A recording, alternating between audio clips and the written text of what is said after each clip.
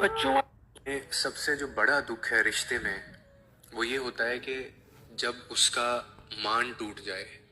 اپنے شوہر کے اوپر اس کا مان یا اس کا یقین جب ٹوٹ جائے۔ میں اکثر کہتا ہوں جیسے ایک بیٹی کی پہلی محبت باپ ہوتی ہے نا، اسی طرح ایک عورت کی پہلی محبت اس کا شوہر ہوتا ہے۔ اس نے اس کے علاوہ کچھ دیکھا ہی نہیں ہوتا، اور اس مان کے ٹوٹنے کے بعد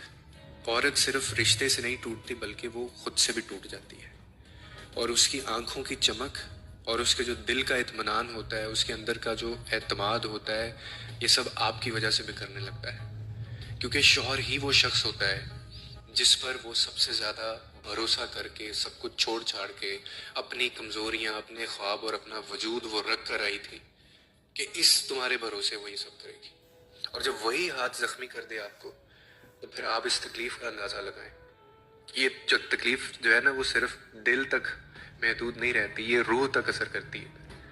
پھر وہ ہنستی ہوئی عورت تو نظر آئے گی لیکن اندر سے خالی ہوگی، بولتی ہوئی تو آپ کو ملے گی لیکن اندر سے وہ بالکل خاموش ہوگی، اور یہی وہ خاموشی ہے جو عورت کو سب سے زیادہ میرے خیال میں رشتے میں توڑ۔ دیکھیں، عورت کے لیے نا دکھوں میں سب سے جو بڑا دکھ ہے رشتے میں وہ یہ ہوتا ہے کہ جب اس کا مان ٹوٹ جائے، اپنے شوہر کے اوپر اس کا مان یا اس کا یقین جب ٹوٹ جائے۔